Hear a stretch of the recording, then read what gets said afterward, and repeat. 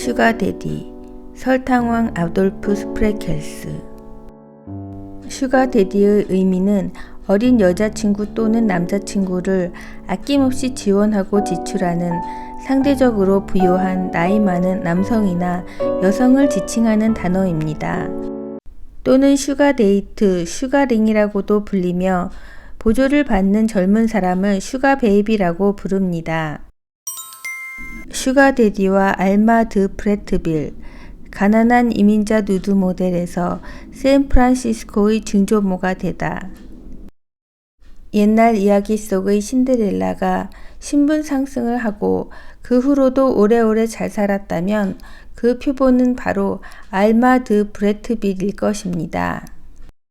가난한 덴마크 프랑스 이민자였던 그녀는 설탕 재벌인 아돌프 스프레컬스를 만나 결혼하면서 신분 상승을 했습니다.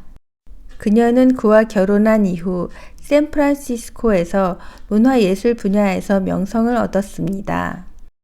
그녀는 그를 만나기 전에 눈에 띄는 아름다운 외모로 마크 홉킨스 미술대학을 다니며 대학의 뮤드 모델로 돈을 벌어서 학교를 다녔습니다.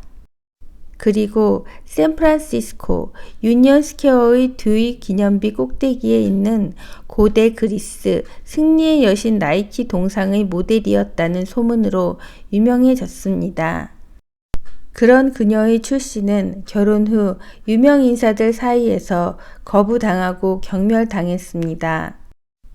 그러나 그녀는 타고난 예술적 감각으로 미국의 댄서 로이 플러, 오기스트 로댕 등의 예술가들과 교류하면서 자신의 입지를 구축했습니다. 1차 대전 이후에는 피폐해진 프랑스, 벨기에, 루마니아를 위한 기금을 모으는 자선 경매에 열중했습니다. 그녀의 소중한 수집품인 로댕의 전쟁의 천재도 경매에 내놓았으며 미국 대통령과 기타 유명 인사로부터 기부를 받을 수 있었습니다. 알마는 예술 감정가이자 수집가가 되어 1921년 샌프란시스코 링컨파크에 레지옹 도네르 박물관을 열었습니다. 그리고 그녀는 남편 아돌프 스프레컬스를 설득하여 캘리포니아 샌프란시스코의 레지옹 도네르 박물관을 샌프란시스코시에 기부했습니다. 그리고 그녀는 캘리포니아주 샌프란시스코의 부유한 사교계 명사이자 자선가가 되었습니다. 사람들에게 그녀는 키가 커서 빅 알마로 불리고 사람들에게 샌프란시스코의 증조모로 알려졌습니다. 젊은 시절에는 미모로 설탕 재벌과 결혼했고 이후에는 그녀의 능력으로 유명 인사가 되었습니다. 그러나 그녀를 가장 기억되게 하는 것은 그녀보다 24살이나 나이가 많은 설탕 재벌 아돌프 스프레켈스와의 결혼보다 그녀가 그녀의 남편을 부르던 애칭인 슈가데디가 더 유명한 고유 명사가 되어 전해지고 있습니다. 강도 남작과 슈가킹 클라우스 스프레켈스. 호텔 왕 트럼프 이전에 독일계로 크게 성공한 사업가는 설탕왕 클라우스 스프레켈스가 있습니다. 그는 슈가데디인 아돌프 스프레켈스의 아버지입니다. 그를 지칭하는 강도 남작이라는 용어는 신성 로마 황제 시대에 자신의 땅을 가로지르는 도로나 라인강을 로마 황제의 승인을 받지 않고 불법으로 더 큰 통행료를 부과한 중세 독일 영주인 라우프리터 강도 기사에서 유래되었습니다.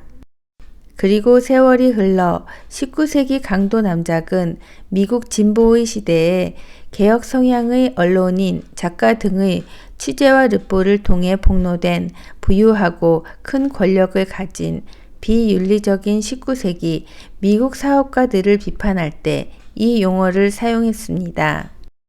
처음에는 철도와 해운 분야의 대제국을 건설한 코넬리우스 벤더빌트를 지칭했으며 스탠다드 오일의 창립자 존 디 록펠러가 대표적인 인물입니다. 그리고 지금 소개할 슈가킹 클라우스 스프레켈스 역시 돈은 버는 일에 탁월한 강도 남작이었습니다. 클라우스 스프레켈스는 하와이 설탕 농장에서 추출한 원당을 운송하여 캘리포니아 샌프란시스코에서 설탕을 정제하는 고부가가치 사업을 시작으로 운송, 가스 및 전기, 부동산, 신문, 은행 양조장 등 다양한 분야의 문어발식으로 확장된 설탕 제국을 건설했습니다. 클라우스 스프레켈스는 아마도 19세기 후반의 가장 성공적인 독일계 미국인 이민자 기업가였을 것입니다. 하와이와 캘리포니아의 설탕왕은 당시 미국에서 가장 부유한 10인 중 한 명이었습니다. 필리핀과 하와이에서 들여온 사탕수수를 캘리포니아의 정제 공장에서 가공했는데 그 당시 유럽에서 인기 있던 가공한 각설탕을 미국에서 만들어 유통시켰습니다. 그는 하와이 사탕수수 농장에서 추출한 원당을 운송할 해운회사인 J.D. 스프레컬스 앤 브라더스를 1879년에 설립해서 호놀룰루와 샌프란시스코 간 전기 노선을 최초로 취항했으며 대량 화물을 운송하기 위해 여러 철도 사업에도 참여했습니다. 또 그의 세계에서 가장 대칭적이고 기념비적인 사무실이라고 불리는 클라우스 스프레컬스 빌딩은 샌프란시스코 최초의 초고층 건물이었습니다. 그러나 스프레컬스는 빨리 돈을 벌기 위해 부패를 조장했고 종종 법을 어겨 그의 장기적인 경제 전망을 악화시켰습니다. 스프레컬스는 가족을 우선으로 여기는 과장이었습니다. 배우자 안나와 함께 그는 13명의 자녀를 두었는데 그중 8명은 어린 시절에 사망했습니다.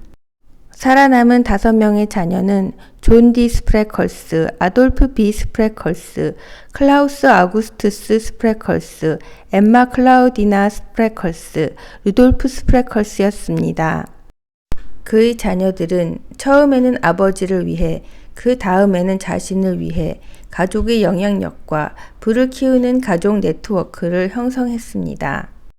그러나 그렇게 쌓아 올린 그의 부는 빨리 깨어지기 시작했습니다.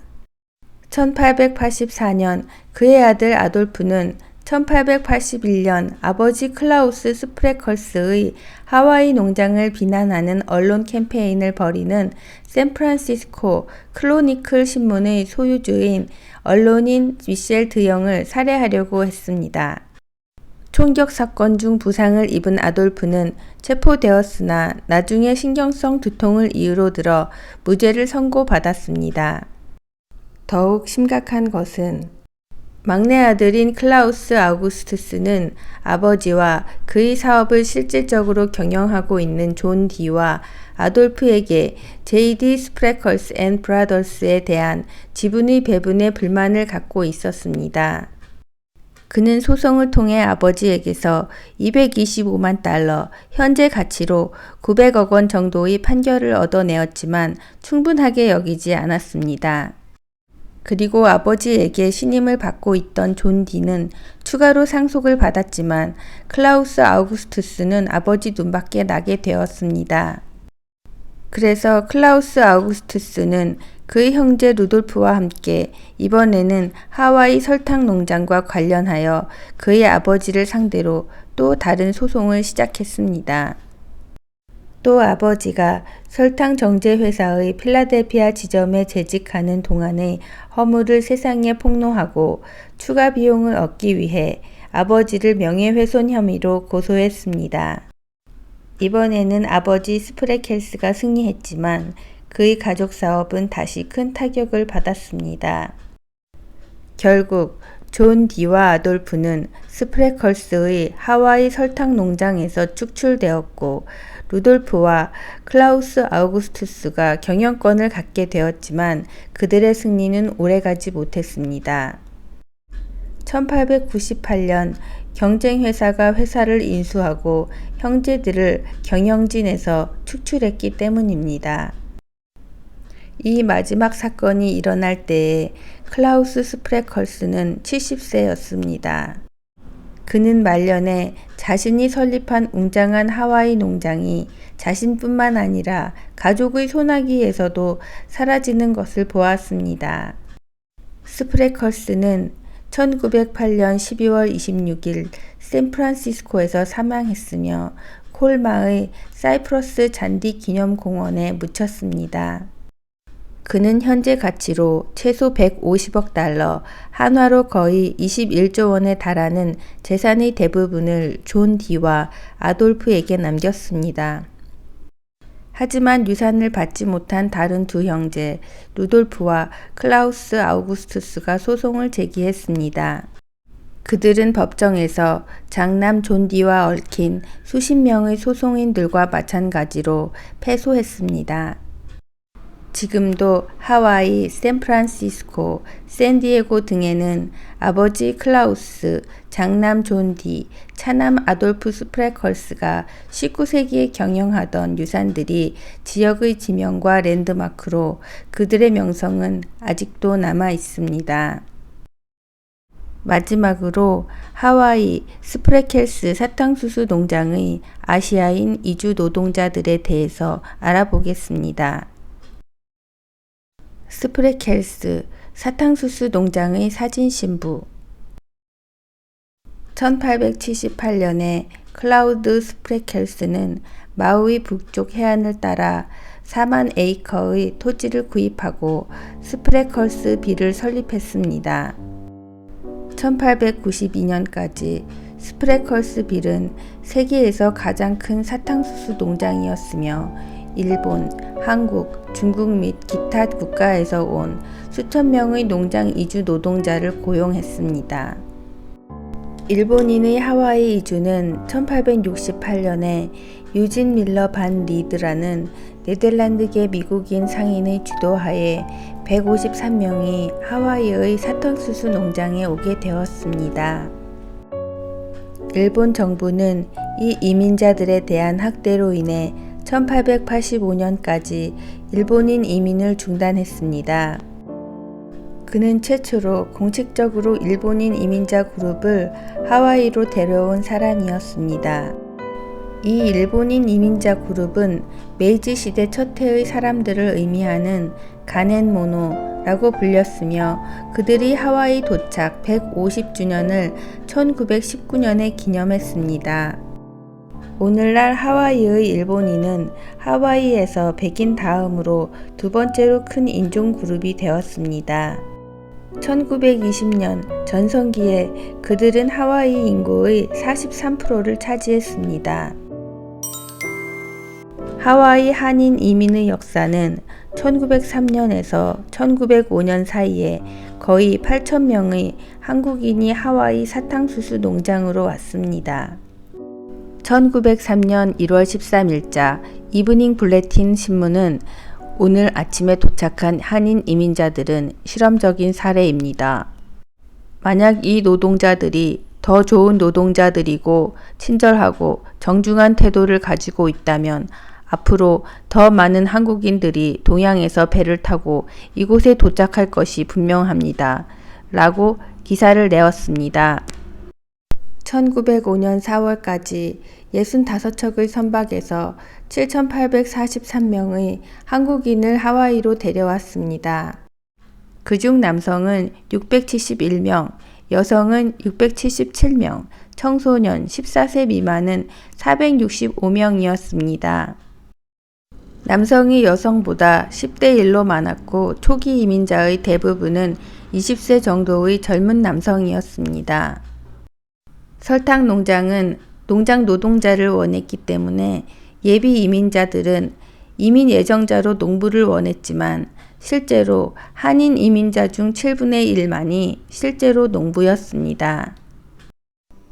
대부분은 큰 돈을 벌고 한국으로 돌아가 결혼하는 꿈을 갖고 있었습니다. 그러나 많은 한국인들에게는 돌아갈 나라가 없었습니다. 1894년부터 1895년까지 그리고 1904년부터 1905년까지 한반도 주변에서 각각 청일 전쟁과 러일 전쟁이 일어났습니다. 1905년 러일 전쟁의 결과로 일본은 조선과 을사조약을 강제로 체결해서 외교 주권을 박탈하고 조선을 일본 제국의 식민지로 만들었습니다. 결국 일본은 한반도에 대한 절대적 지배권을 갖게 되었고 마침내 1910년에 한국을 합병하게 되었습니다. 시간은 흘러 하와이의 젊은 이민자들은 곧 중년이 되었고 많은 사람들이 독신으로 남았습니다. 그들은 한국 신부와의 결혼을 선호해서 한국에서 신부를 수입하기로 결정했습니다. 이로 인해 사진 신부가 두 번째 한국인 이민의 물결이 되었습니다. 951명의 젊은 사진 신부들이 하와이로 여행을 떠났습니다. 그들이 바로 사연 많은 사진 신부로 결혼을 열망하는 약 5,000명의 한국 총각들의 환영을 받았습니다. 최근 하와이 연구 자료에 따르면 약 140만 명의 하와이 주민 중 거의 5만 명이 한국인입니다. 하와이 초기 이민자들의 많은 사람들이 사탕수수 농장의 노동자들의 후손입니다. 동시대라고 생각하기 어렵지만 슈가데디에서 시작해서 하와이의 설탕 재벌 스프레컬스의 사탕수수 농장에서 일하던 일제시대 이전의 일본인과 조선인이라고 말하는 것이 더 어울리는 한국인 하와이의 재미교포의 이야기였습니다.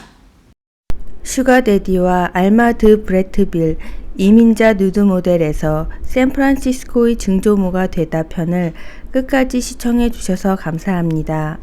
영상이 마음에 드셨다면 구독과 좋아요를 부탁드립니다. 영상을 제작하는 데 힘이 됩니다. 감사합니다.